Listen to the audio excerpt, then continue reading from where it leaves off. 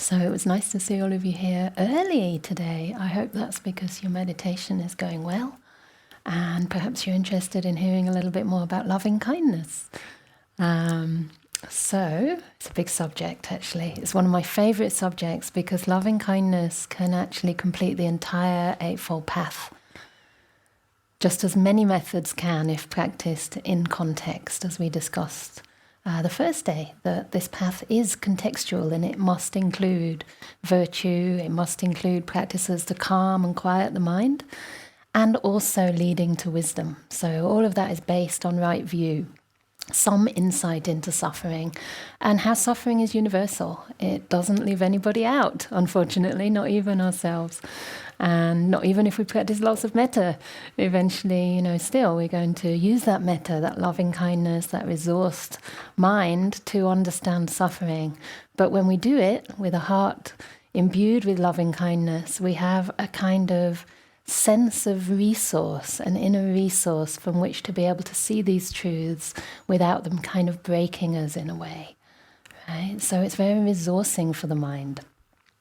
So I wanted to start with a little story, very short one, but it reminds me of my time in India. I lived in India for the best part of 15 years, so I like to say half of my blood is Indian. And I had a very strong karmic connection with that place. And once I was in Calcutta, and there were these beautiful flower markets all around the river, very kind of romantic in a sense, that this is where people would make huge garlands of flowers, and there were just literally mountains and mountains of flowers, and people would walk over the bridge with kind of huge backpacks full of flowers just kind of strapped to their back, sort of coming over their head, and everywhere you went there were these beautiful flowers. And when I read the suttas, I read about a queen in the time of the Buddha called Malika. And she was the chief wife of a king called King Pasenadi. And unlike most queens in those days, she actually started her life as a simple flower girl. So I could kind of imagine her there, making the garlands of flowers on the banks of the river in Calcutta, or wherever she lived, maybe on the banks of the Ganges River. And one day the king went into town and saw this girl. And he thought, she has to be my wife for some reason. So he took her back with him. I think women didn't have a lot of choice in those days. And she became his chief wife. But also, she was a very wise queen, and she had a lot of faith in the Buddha. So although she was very loving towards her husband, and he looked up to her a lot, he was also one of the donors of the Buddha in those days. One day he was upset because he saw her looking out of the window, and she was gazing with adoration at the Buddha and his monks coming past. And the king got jealous. And remember, in those days, this is dangerous because the king has all the power, and the kings in those days could execute people by chopping off their heads. So his chief wife, looking at the Buddha in a way that caused jealousy for him, was quite a serious issue. So he went to the queen, he went to Malika, and he said, "Malika, who do you love most in the world, me or the Buddha?" Imagine. So now she has to think on her feet. And as I said, she was a very wise queen, and she thought quickly and said, "Truthfully, more than the both of you, I love myself. More than the both of you, I love myself." And the king was struck by this and actually realized that it was the same for him. He actually loved himself more than he loved anyone in the world. And this is where the practice of metta can begin. Many times we don't think we have any self-love. We actually think that we're rather down on ourselves, we don't care about ourselves, we have a lot of self-critical voices. But the fact that you're all here now is a testament to the fact that you do love yourself. You do care for your own well-being. And for many years, I've been a little bit confused by a phrase that's used a lot in the insight traditions, kind of more secular Buddhist traditions that have become popular in England anyway, where they quote the Buddha as saying, "If you search the whole world, you won't find anyone more dear to you than you yourself." And in those traditions, people love to say this to point out that we are really important, right? And that we need to develop self-love. But I looked up this phrase, and it's actually, that's only half of it.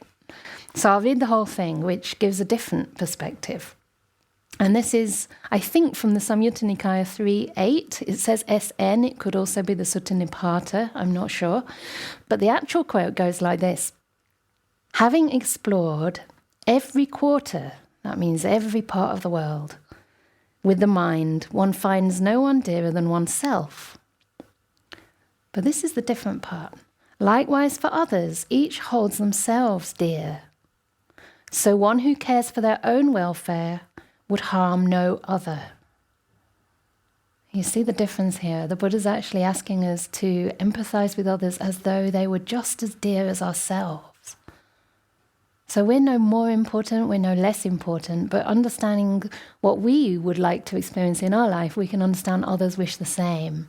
Just as everybody wishes for their own happiness and well-being, just as we wish for that, everyone wishes for the same. Just as we don't like to be discriminated against or judged or unfairly treated, nor does anybody else. Just as we want to live in safety and in peace, so does everybody else. And so this is the beginning of metta.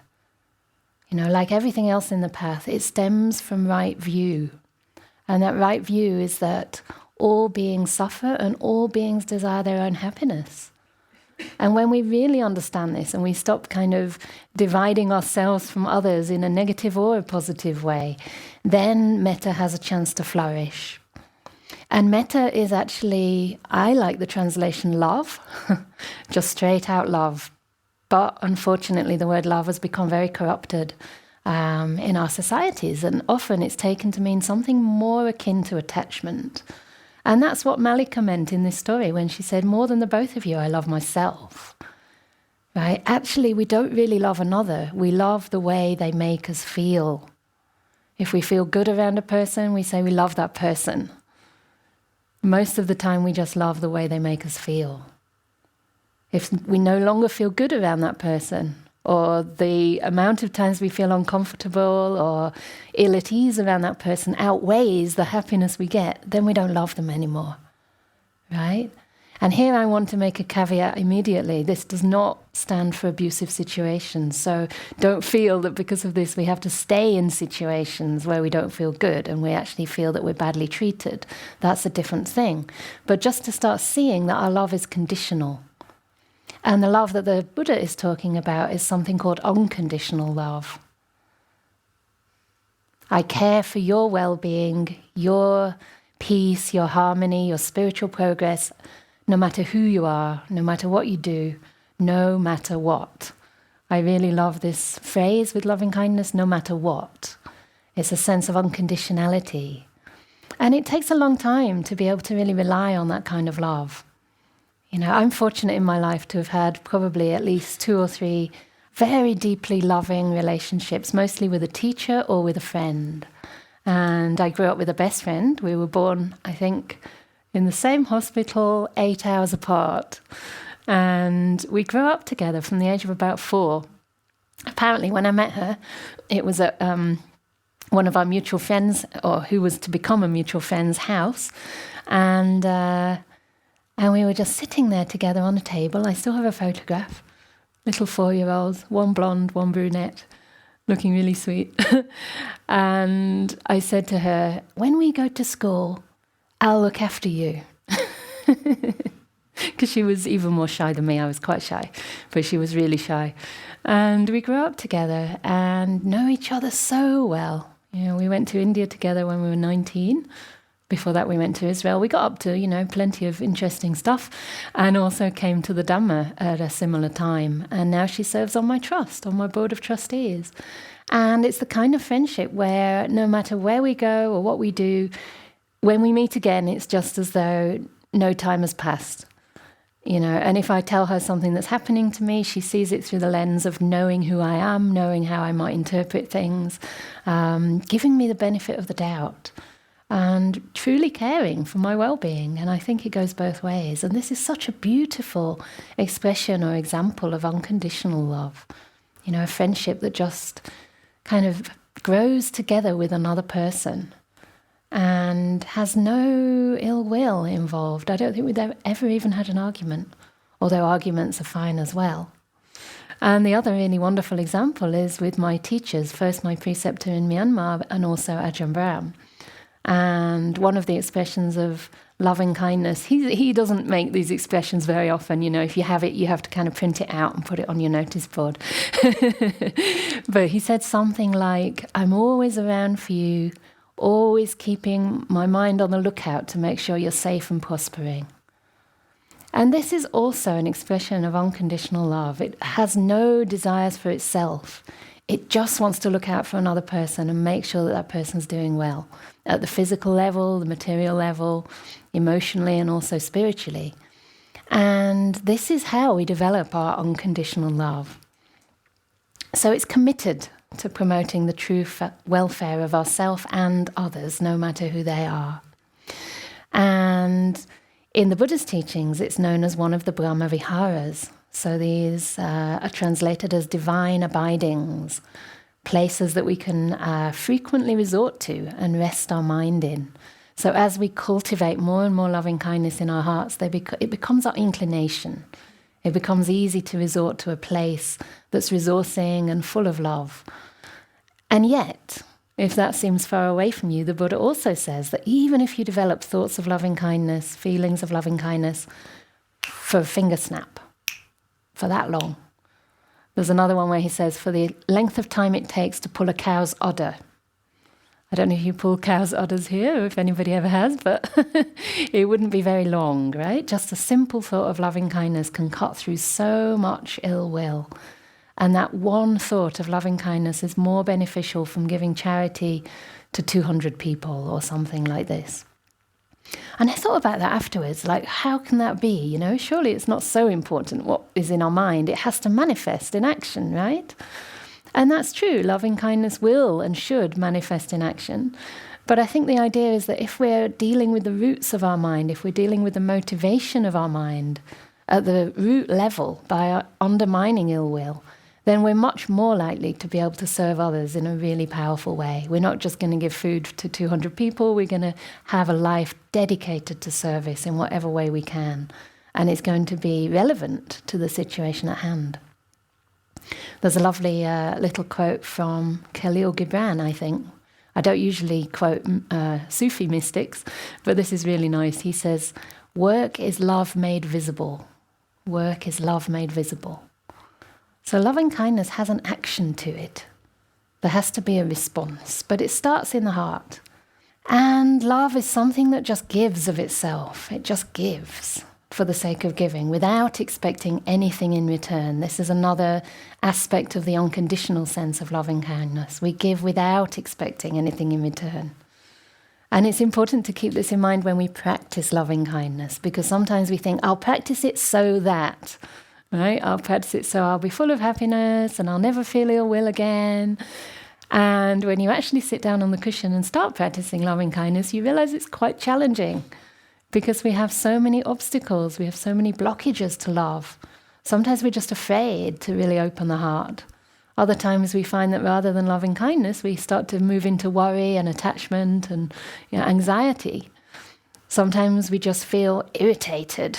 And that's okay because loving kindness highlights the obstacles to it. You know, just as when we want to develop calm meditation, we're going to come in contact with the restless mind. It's inevitable, right? Because this is the thing you need to be calming or learn to understand before it naturally calms on its own.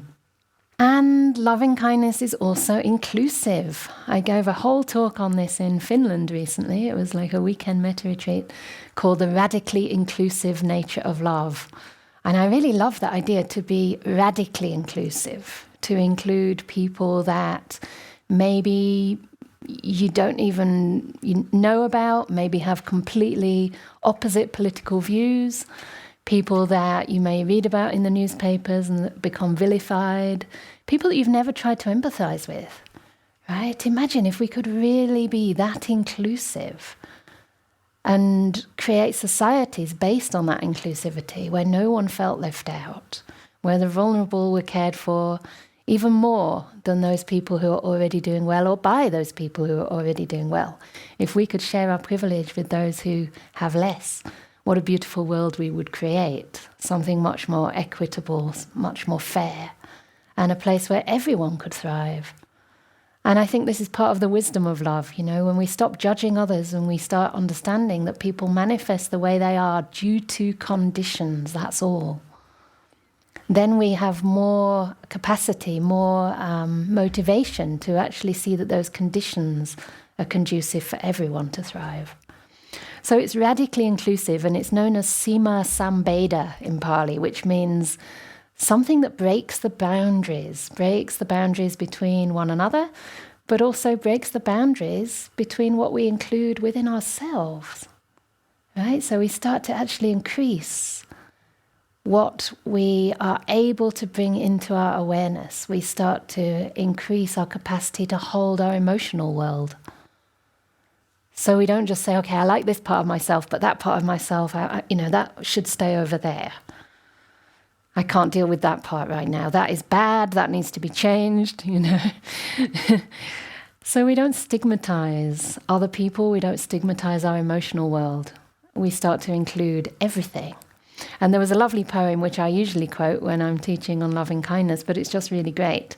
And this was when Ajahn Brahm had participated in the ordination of bhikkhunis for the first time in 2009. And this happened in Perth, and I guess Bantinita was there at the time. I don't think I'd quite met Ajahn Brahm yet, actually. I met him the following year, having no idea of what had gone before. But anyway, it's interesting, isn't it, when we say something was controversial. Let's say some people caused a controversy over it. Not Ajahn Brahm, not the Sangha in Perth. They were all in agreement that this was a good thing to do, to give full ordination to women who wanted to live the monastic life. So there was a lot of harmony and agreement on that in Perth, but it did create waves in other parts of the world, and particularly in very patriarchal communities where women had only, so far, and still it remains, only been allowed to take the novice ordination. So unfortunately, because Ajahn Brahm had gone ahead and done what he thought was right, some other communities were quite upset with him. Maybe it showed them up. And they called him to Thailand and gave him a telling off in front of all the Thai elders, and they gathered lots and lots of senior monks, and they basically told him off that he shouldn't have done that, and that unless he actually announced that the ordination was invalid, then he would be no longer part of their club, let's say, no longer part of that particular lineage of monasteries. So in the Buddha's day, there was no such thing as a lineage of monasteries. Every place was independent, and for good reason, so that things like this can't happen. But unfortunately, as we were saying last night, the Buddhism and the Dhamma are sometimes two different things. Religion and Dhamma are sometimes two different things. And when things become a tradition, then it's like you're either in or you're out. So anyway, they threw him out. And I think it was a bit of a shock, but he refused to go back on his, on the truth, basically. It was a moment of truth. They asked, well, are these nuns fully ordained or not? If you say they're not, you can stay in the club. But of course he couldn't do that because the ordination was valid. So he said, no, these are bhikkhunis, so be it.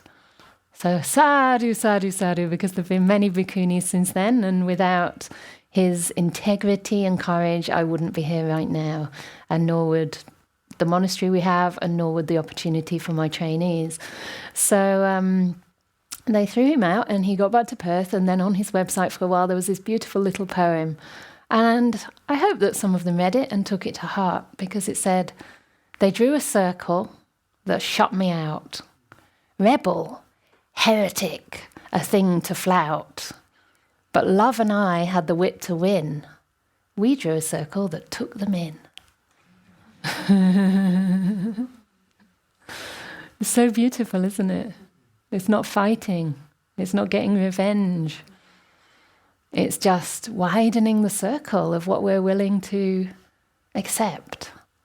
And taking the moral high ground, not in a snotty superior way, but in a beautiful way. Love and wit. Metta is also playful. This thing with the teddy bears, it's also a part of loving kindness. And I've seen my own teacher, our teacher also, in a sense, treat us all like kids, in a very beautiful sense, in a playful way. Understanding that, we're human beings, we have to try to be kind of show that we have it all together, but actually most of us just have a very innocent heart and we just respond to a bit of playfulness, a bit of care, just to a simple story or a simple joke. So loving kindness has this aspect of joy. And to get onto some of the other purposes of love, which I will do, one of the main purposes is that happiness. Loving kindness is a very powerful way to develop the kind of ethical happiness that Bhante Nito was talking about yesterday. It's not just happiness. It's not just smiling and laughing as a measure of that happiness.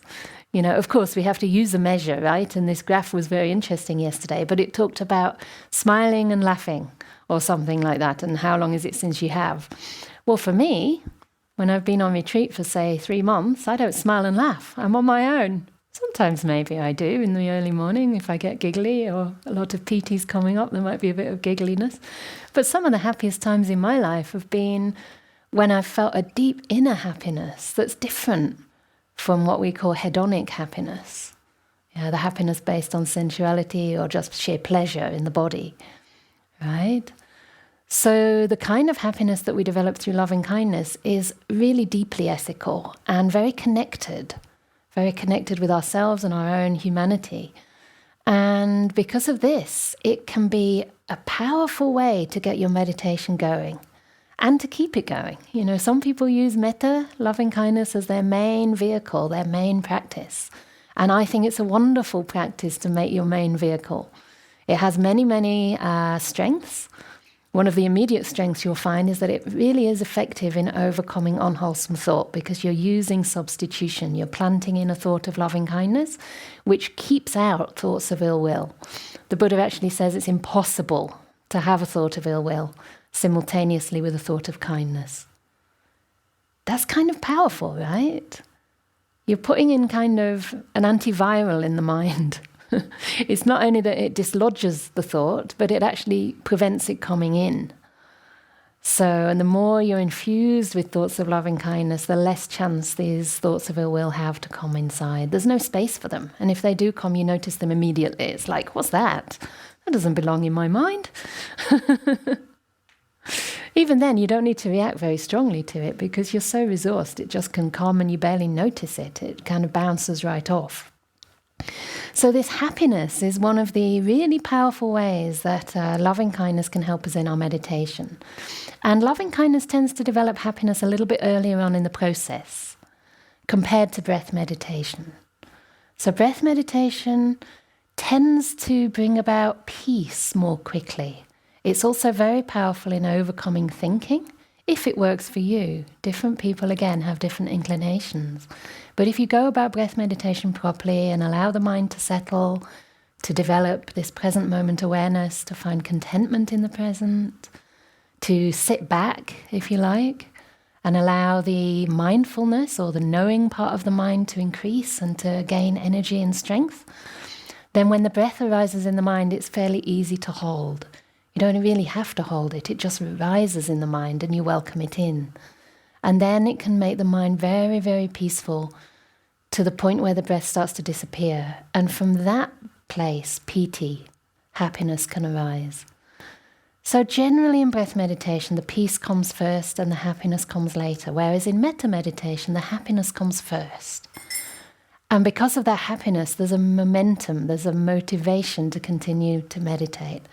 And after a while, when you're satiated with that happiness, then the peace arises as a result. And it's a very beautiful peace because it's been purified from ill will. The special ethical function of loving kindness is to overcome ill will. This is one of its other main strengths.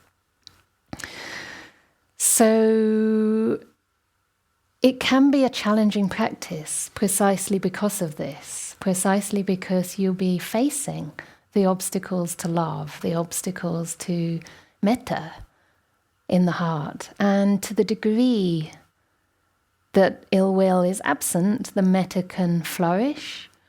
The more that metta flourishes, the less opportunity the afflictive states that cause you to suffer have to arise. So as we develop metta, more and more ill will is overcome. And not only ill will, often it's a little known fact that metta is also incredibly powerful in overcoming fear, which is another kind of ill will. It's another kind of aversion or resisting or negativity to what's arising. Oftentimes, fear arises in response to fear itself. So it's what we call double dukkha, right? You have fear and then you're afraid of the fear. Or you have anger coming up, you get angry with the anger, etc., etc. But these kind of aspects of ill will can be much more subtle than that. Sometimes they're just a kind of very subtle resistance to the practice, or a resistance. Sometimes it's easy to see in the body. It can be a resistance to the painful feelings in the body. So you're meditating and trying to be aware. And this has happened to me many times. I'm thinking that I'm just being aware and, that I'm being objective and there's some sort of physical or maybe emotional anxiety or something that I'm experiencing. And after 1 or 2 hours working with this and thinking, yeah, I'm just being aware, I realize that there's this very subtle kind of, if I'm aware and I just stay a little bit away from you, maybe you'll go away. It's like there's just this little bit of hardness, kind of tensing up against what's difficult. And as soon as you notice that, if you add loving kindness, I remember a specific time I added compassion because that seemed the most appropriate response. It was a kind of anxiety in the tummy that was related a little bit to my gastric condition. So something that, was a little bit difficult to deal with. And I realized, this is hard. And just added a sense of warmth and genuine inclusion, almost like a mental hug. It's really hard to get words for this because it's a very subtle shift in perception or coloring of perception. It's like if mindfulness is, pale blue, you add a little bit of, or maybe you change it to a little bit orange or something. It's very subtle. It's like a sunset. Yesterday in the kitchen there was a beautiful light and in the dining room and there was this kind of orange glow. And that's how it can sometimes feel. Sometimes you can relate these emotions of loving kindness or compassion to a colour, and that's really helpful. So anyway, I added this little bit of compassion, and just within an instant, everything relaxed, everything opened up, and pure joy and piti, passaddhi, the whole thing started coursing through the body and went into the mind. So sometimes, there is ill will present, and we don't know it until we add a little bit more kindness. So try adding kindness, and if some obstacle disappears or dissolves or things become softer, more spacious, more expansive, that's a good sign that there was some resistance, there was some ill will involved. Ill will is quite a strong word, but it also manifests as boredom, sometimes drowsiness. We sleep because we don't really like our life, we don't really enjoy it. In the Australian prisons where Ajahn Brahm used to visit, they used to say, an hour of sleep is an hour off your sentence. And that's sometimes how we feel when we're depressed. We think if I just turn over and go back to sleep, I won't have to deal with the day ahead. And so that happens sometimes in meditation as well. Most of the time it's because you're genuinely exhausted when you come to retreat, but some of the time it's because the mind's not engaging. It has some aversion to just simply being aware, being alive.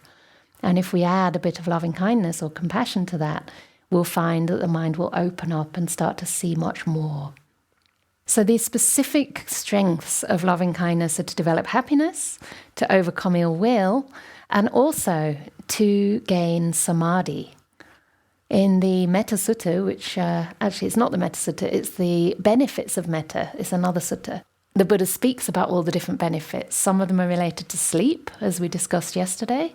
One sleeps easily, doesn't have bad dreams, and wakes up refreshed with loving kindness, especially if you practice it before you go to bed. And also when you wake, you'll start the day primed for happiness and for whatever obstacles and challenges you're going to meet. But as well as that, it says that you are protected from poisons, from weapons, in other words, from other people's ill will, or animals even. Animals and devas and human beings find you dear, so they like to be with you. You know, there's some little dogs here. Don't worry if they walk away, it's just because they're hungry or something. But if they come and let you stroke them, it's probably because they know you're a safe place, right? They know that you have a lot of metta, you have a lot of loving kindness. And it's a way to develop loving kindness as well. So you become dear to the devas, that's the higher beings in the heavenly realms, and also to animals and human beings. In other words, you have a lot of friends. And it's a very important thing to develop loving kindness when you have to be in our role, which is to teach the Dhamma. I don't know about Bantinito, but I was absolutely averse and terrified of public speaking when I began, to the point that I thought, long before I was asked to teach, I thought, it's a shame, but I'll never be able to teach because I just can't do that. I can't get up in front of people and teach. It's impossible. I can't even speak in a group of 4 or 5 people. It's so embarrassing. I can speak one-on-one, but not in a group, you know.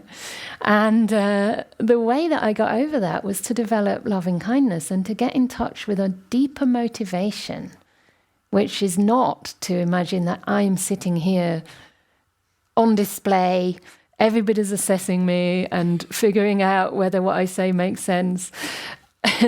It wasn't about me. It was about giving. It's about my love for the Dhamma, you know, my genuine love. I mean, I really love the Dhamma. It's my whole life, and it always has been since I heard the Dhamma. And a genuine wish to give, again, without expecting anything in return. So the first time I was asked to teach, I actually refused and went into a complete state of shock and panic. And then I realized if I'm going to go with that, I'm never going to teach. So I changed my mind and I told the senior nun at the time, okay, I'll do it. It was only 20 minutes, a 20-minute reflection. And I went to my kuti and meditated on the joy of giving, on what it's like to just have the perception of giving without expecting anything in return. And after practicing in this way, I thought, great, I'm going to give a talk on giving. And it was such joy because I had personal experience right from that afternoon on what it's like to, instead of grasp and worry and be concerned about oneself, to just give and to focus on the others and not on oneself. And so nowadays, that's what I try and do. Even this morning, I thought, okay, I've got to convince everybody that it's good to develop loving kindness. And then when I changed that to, no, I'm going to speak with my friends about this beautiful topic that I genuinely revere. That was a completely different feeling. I'm going to just speak to my friends. You know, we're all going to just get inspired from thinking about what loving kindness means. That's all we really have to do, right? Even just hearing words of loving kindness can start those feelings arising in the heart. I hope that's happening for some of you. Yeah, because it's a beautiful topic. One that you don't read about in the news, right?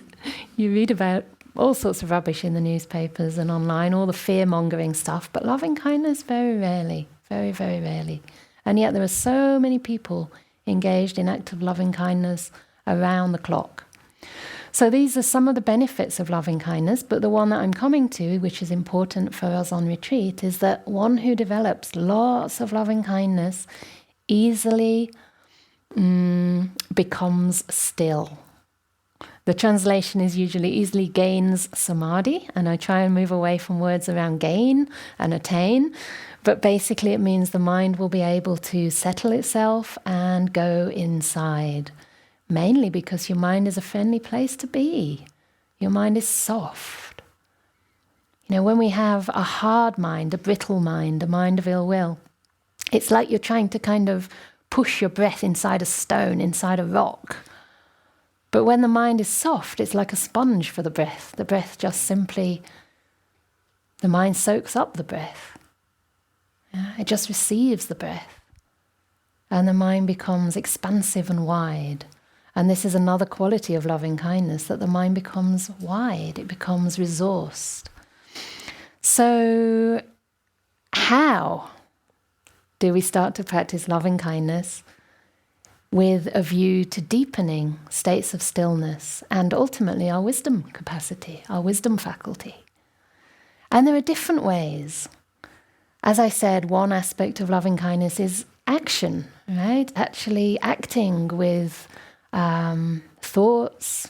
Thoughts is mental action, but speech and physical action in the world. And I'm not going to focus on that today, but another one is intention. Having an intention of loving kindness, developing loving kindness as a wise way of relating to whatever arises in our mind. And I'd like to focus on this and also cultivation.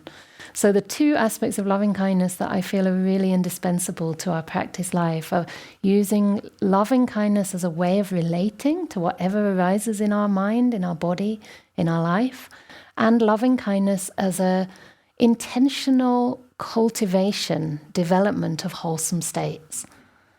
In other words, loving kindness as a main practice leading towards jhana.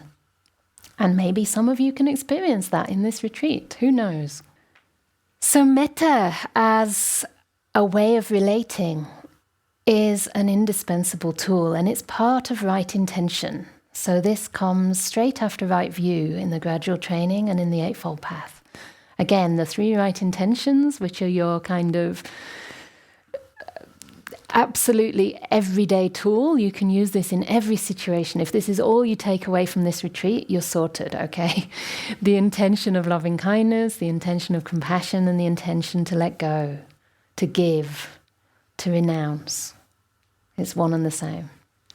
So with these 3 intentions, you're making good karma. This is actually the karma that the Buddha's talking about.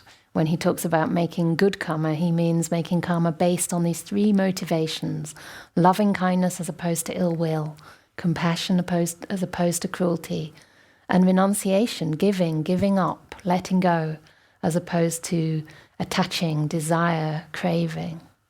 Yeah. And one paradigm I find really useful that Ajahn Brahm teaches a lot is this idea of the knower and the known. Last night Ajahn Nito talked a bit about this. He mentioned about getting into this kind of seat, sitting your bum down in the place of the knowing part of the mind, if you like. I mean, this is an analogy, right? But it's like there's an active part of the mind and there's a passive part of the mind, and the knowing part of the mind just observes. So in this particular paradigm, we have the knowing or the knower and the known, which are the objects of the mind. And the important thing there is that there is a space. There is a space between the two. And this space is where the hindrances arise. The hindrances arise in response to something that is known, right? So for example, you see a person who you feel attracted towards. So the knowing is knowing that there's this person there, and then the person is attractive. And between the two, you might have lust arising. So this is a hindrance in that case. Yeah, or there might be ill will arising between you and another person. So only when we kind of understand that there is a gap there, we realize we have a choice. And instead of allowing ill will or lust to arise in that place, instead we put loving kindness. Yeah, so in this space between the knowing and the known, we can add loving kindness to the way we're aware. And that, again, can just mean softening the texture of that awareness a little bit. Sometimes it's enough just to notice what's there, and you'll find it disappears on its own. But other times we can intentionally bring more warmth, more kindness, more friendliness, and also the word respect is a part of loving kindness. So for example, if you have an emotion that you generally think is kind of unwanted, you know, you stigmatize it. Maybe it's anxiety, something you really want to get rid of, and you think, oh gosh, not this again.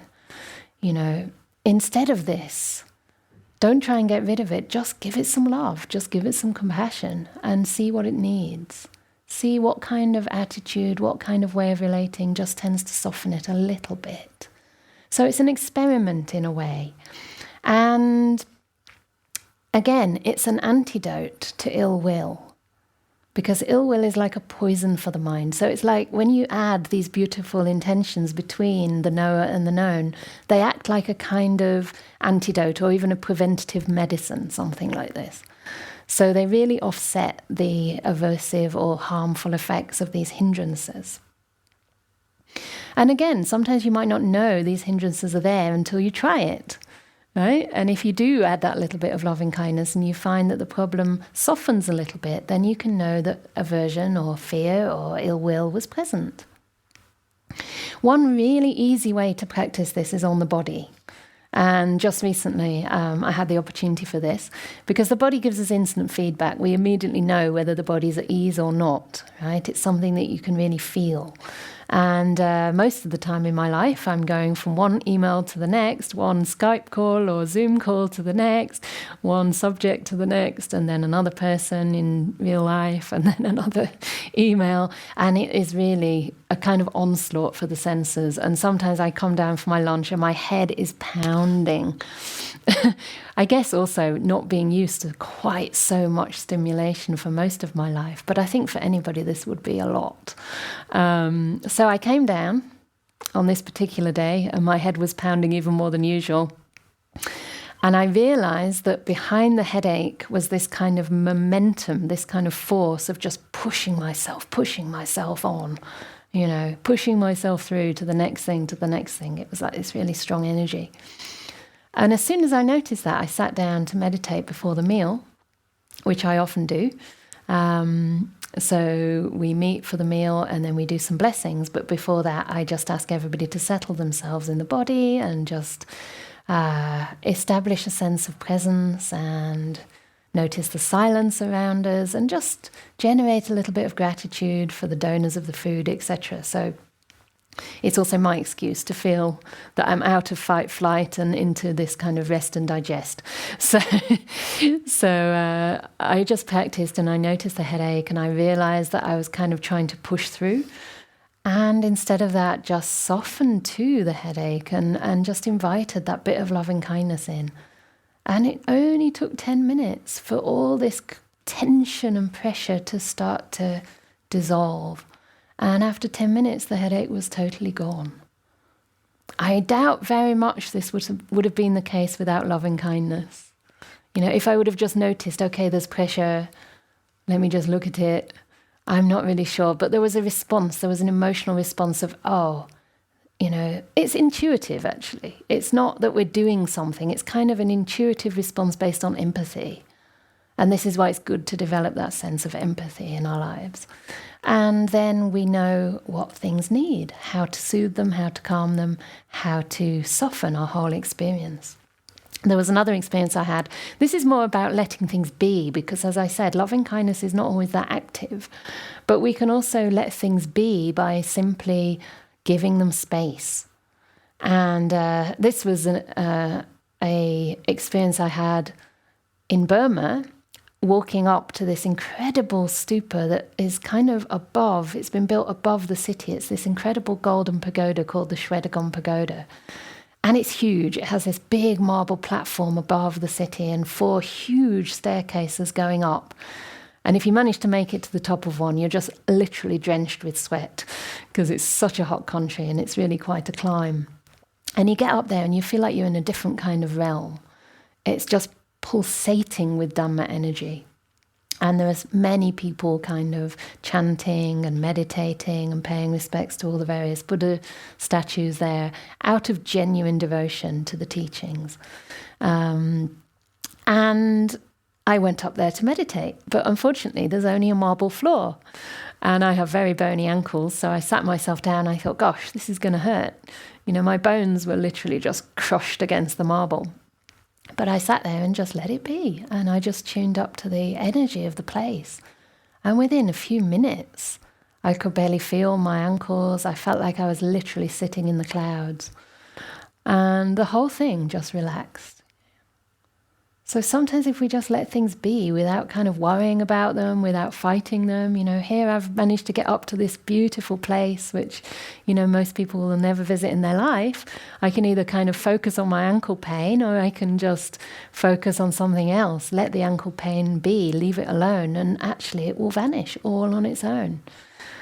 So these are some of the ways that we can use ways of relating wisely to really change our relationship to our inner world, and of course to each other as well. When we meet each other, when we speak with each other, sometimes we don't need to say very much, but if we just hold the space in a warm-hearted way, that can be already very comforting to a friend who's maybe going through grief. However, there is a cultivation part to the metta, so I just want to end by talking about this, because this is what we were doing yesterday to some extent. We did start by just being aware of the body and adding some kindness there to the way we're aware, but then we can take it further and actually cultivate states of loving kindness. So there are different ways to do this, and most of the time in the suttas, it talks about simply spreading loving kindness in every direction. So the emphasis is not on particular individuals. The emphasis is on a kind of spatial expansion, just expanding the loving kindness that we have in our heart through our wholesome actions of body, speech, and mind, and spreading it out into the world in every direction. And the Buddha says that it's like a trumpet. When you blow the trumpet from the top of a mountain, it just spreads indiscriminately everywhere. I also think of it as like the sun, that just shines impartially on all beings. Wherever the sun rises, the light just starts to spread. The higher the sun goes, the more it spreads across the whole world. But the challenge with this, of course, is that many of us don't have that much loving kindness to begin with, to start spreading. And also, we can spread loving kindness all over the world, but there might be someone in your life that you still are excluding, that you still have issues with, that you still haven't really dealt with your own aversion towards. And a nice example of one of my friends in Perth, she told me that she was meditating on loving kindness one day in this way and thinking she was doing very well, until her father knocked on the door and said, "Excuse me, time for dinner," or whatever. And she kind of tried to ignore him. She carried on sending metta, may you be happy, sending metta. And then he carried on knocking on the door, and eventually she opened the door. "I'm practicing metta-meditation."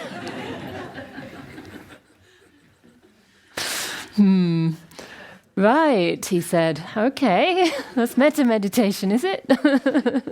Because he was a Buddhist as well. So sometimes that isn't enough. That doesn't really work. And so there's another way to practice, which is based on the teachings in the Visuddhimagga, which is a commentarial text. I forget the time. It's about 500 years after the Buddha, possibly, or 1,000 years. I'm not sure, but it's a manual of meditation, which has a lot of useful stuff. And one of the things that I find really useful in this book is this idea of spreading metta systematically to different categories of being. And traditionally this starts with oneself, because that's supposed to be the easy person. And I think in many Asian cultures it is the easy person, because they don't grow up so much with an idea of self-hate and guilt. Maybe this is something we inherit from the Christian tradition, this idea of being like a sinner before you're even born, I suppose, or at least by the time you're born. So for them, the self is the easy person. For us, it's often not. So we start where it's easy. So in this sequence, it's the self, and then the benefactor or the loved person. Can be both, the benefactor and the loved person. A benefactor, I suppose, is someone who's really helped us in our life, someone who's an elder, maybe a teacher, maybe a spiritual figure in our life. But a friend or a loved person works just as well. And then we move on to a person that we have not particularly strong feelings towards, either positively or negatively. So this is traditionally called the neutral person. But remember, these people are not loved or neutral or bad or anything like that. It's our feelings towards them that are the key. So we pick someone who we're quite impartial towards. And then we pick someone that we don't like very much. Sometimes this is called the enemy or the disliked person, but don't choose a sworn enemy for this, because that's really challenging. But just choose someone that maybe you've had some conflict with, maybe you're shutting out, maybe you don't like very much. You might not have met them. It could be a political leader. It could be someone who brings up aversion in you. And you understand that this person is just the trigger for your aversion. But with aversion in your heart, you're never going to be happy. So it's worthwhile to remove it. It doesn't mean you have to bring this person into your life. It doesn't mean you have to live with them or you have to get married again to them or anything like that. It just means, some people are giggling about that. It just means that you don't want to allow hate to harbour in your mind because it's impeding your own happiness and well-being. So we start with the self, for example. Say we start with ourselves. And for many of us, we find that we are our own worst critic. I had an email recently from a friend, and they said to me, even if Ajahn Brahm would tell me that I'm a good person 20 times and tell me that I'm a bad person only once, I would believe that I'm a bad person.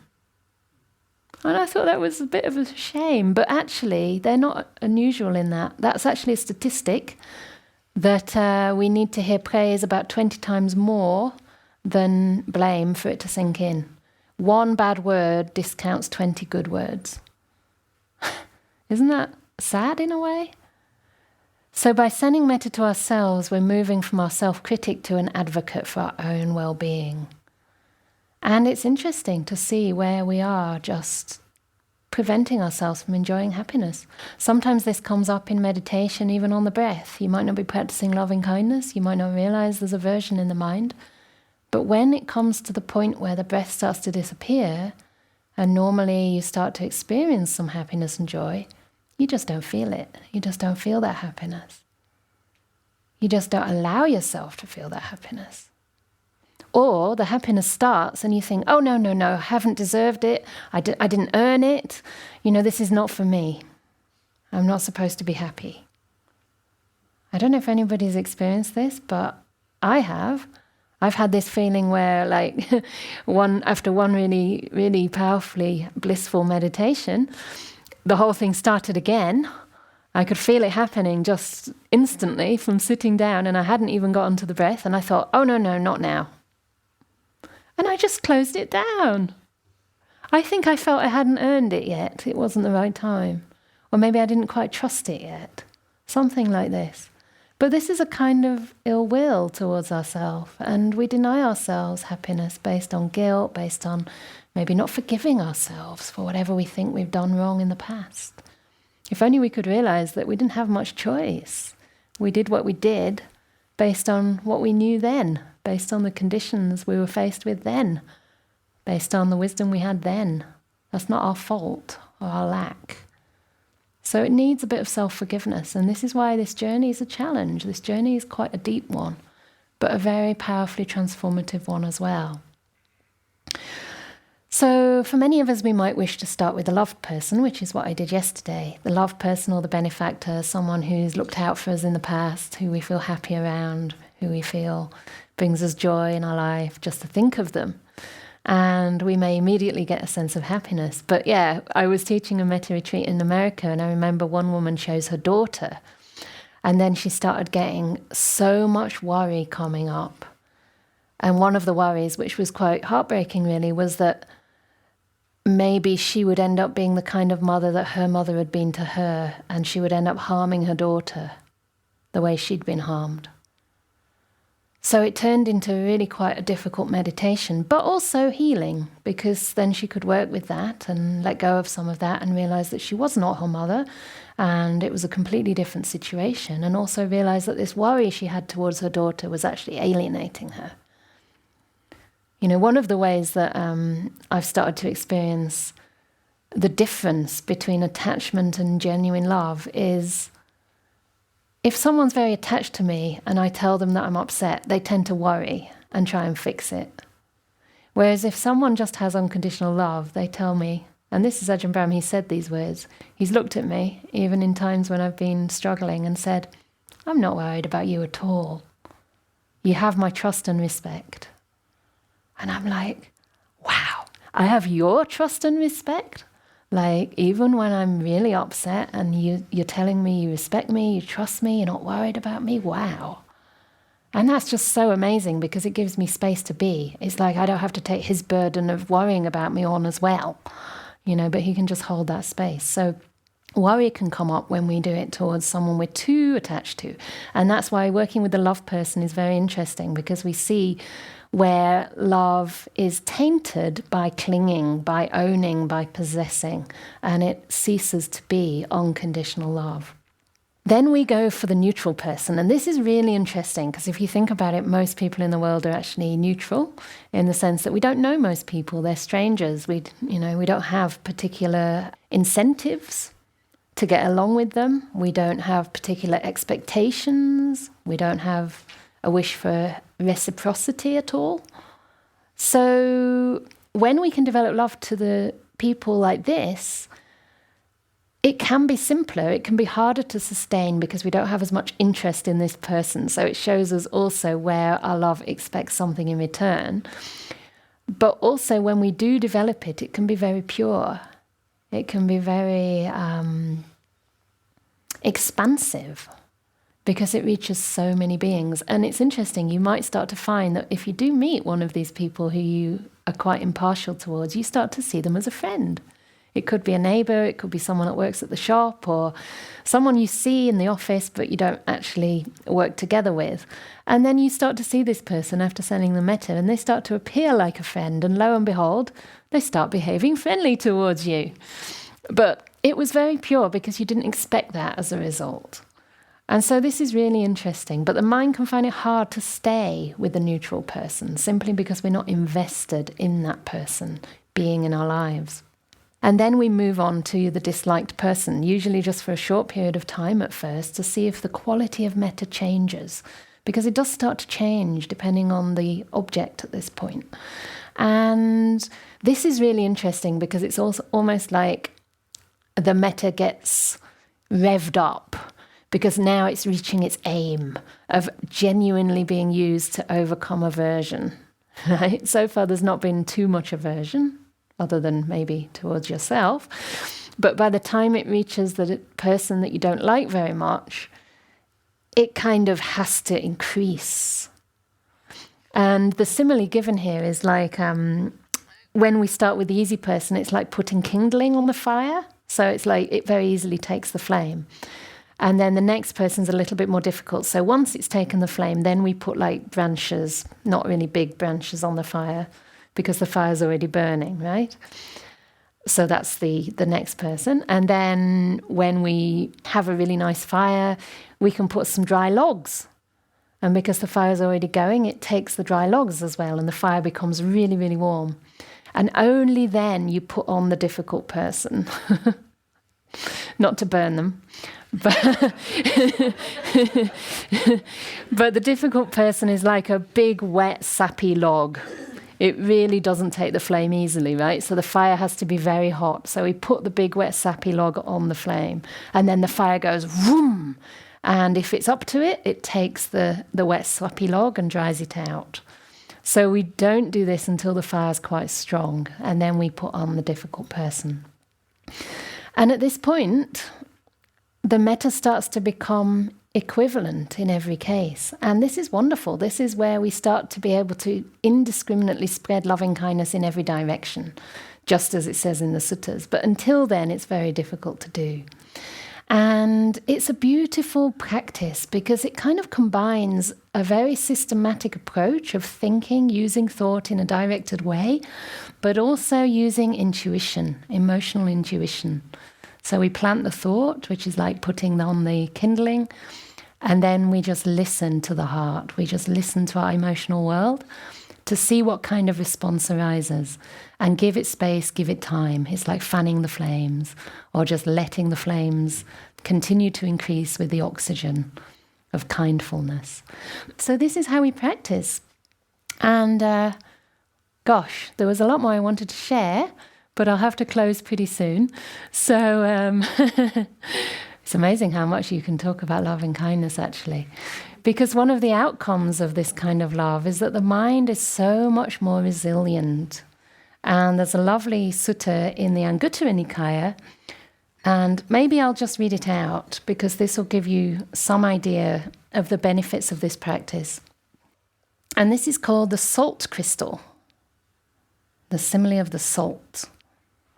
So, and it's in relation to karma. So basically the point of this sutta is that when we meet situations in life that are difficult, or even when we do things that are unskillful, they have an effect on the mind. But the extent of that effect depends on the condition of our mind. So if our mind is already very irritable, very tight, overburdened, tired, whatever it might be, full of ill will perhaps, and something happens, something small, somebody looks at you in a certain way, oh, you get angry. You know, the whole world seems to collapse.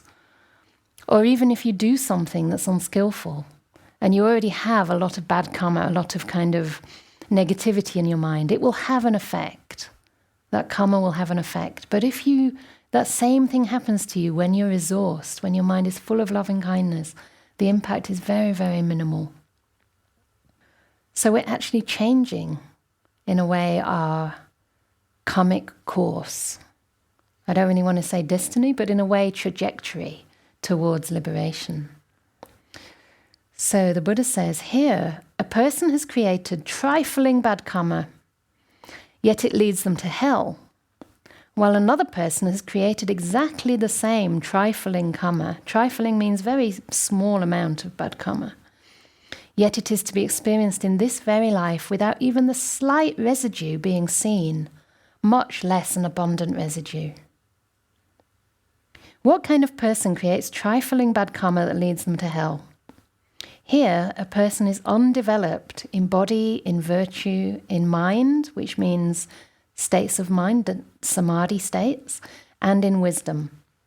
They are limited and have a mean character, and they dwell in suffering. When such a person creates trifling bad karma, it leads them to hell. And hell doesn't have to be a realm, right? It can be hell right now. What kind of person creates exactly the same trifling bad karma, and yet it is to be experienced in this very life without even a slight residue being seen, much less an abundant residue? Here, some person is developed in body, in virtue, in samadhi, and in wisdom. They are unlimited and have a lofty character, and they dwell without measure. Without measure in Pali is appamana, or it could be mahagata. It basically means the mind has gone to greatness, it has become boundless. And these same words are used when one practices loving kindness. It becomes a boundless abiding, it becomes immeasurable state of mind. When such a person creates exactly the same trifling bad karma, it's to be experienced in this very life without even a slight residue being seen, much less abundant residue. And then this is the simile of the salt. Suppose a person would drop a lump of salt into a small bowl of water. What do you think, monastics, or community? Would that lump of salt make the small quantity of water in the bowl salty and undrinkable? What do you think? Yes, Bhante. For what reason? Because the water in the bowl is limited, thus that lump of salt would make it salty and undrinkable. But suppose a person would drop a lump of salt into the river Ganges. What do you think, community? Would that lump of salt make the river Ganges become salty and undrinkable? What do you think? No, Bhante. For what reason? Because the river Ganges contains a large volume of water. Thus that lump of salt would not make it salty and undrinkable. So this is how it is when we have a lot of loving kindness. We can face the challenges in life. We can deal with negativity, even abuse. People will use words that hurt. People will say unkind things. But if our mind is full of loving kindness, it will hardly have any effect. And I had this experience myself with a memory that arose. I suppose you could say that's the old effects of old karma coming up. Not karma in the sense that I did something to deserve it, but just, the results of something that had happened. So this was when I was practicing loving kindness many years ago, and mainly to the loved person. And the metta was flowing really strong, and the mind was bright and resourced and beautiful. And I was really enjoying myself. And I wasn't trying to share metta with the different groups. I was going to stay with the love person to see how far I could go. But then this memory of a very difficult person appeared in my mind. And normally when I thought about this person, I would get a trauma response because they had physically abused me in the past. And this time they came up and it was amazing. They just seemed to sort of dissolve into this big sea of loving kindness. It was so beautiful. A bit like that salt, just dissolving. They came up, I didn't resist them, it didn't impact me, and then they disappeared. But I felt that they joined the flow, in a sense. It was like there was this abundance there, this flow of love, and it felt like they just dipped right in. And from then on, I never had that same trauma response when I thought about them, and I could wish them well, truly wish them well. I still didn't directly practice loving kindness towards them, because I felt the healing had happened. But if I think about them, I can think about them with love and truly wish them well.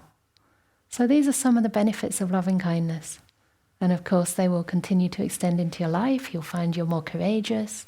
You can be more authentic because you have a deep sense of self-worth. You can be more transparent. You can admit your faults and mistakes. I love doing that. I really love doing that, actually, because I've seen it gives people a gift to be themselves. You know, if the senior monk or nun are always perfect and have it all together, it's no fun, is it? But one of the signs that somebody's moving towards stream winning is that they can't conceal the slightest mistake. They're transparent. They tell you if they're messed up. We don't do that because we're afraid of people's judgment, but most of the time we're just afraid of our own judgment, aren't we? We're just afraid of the inner critic.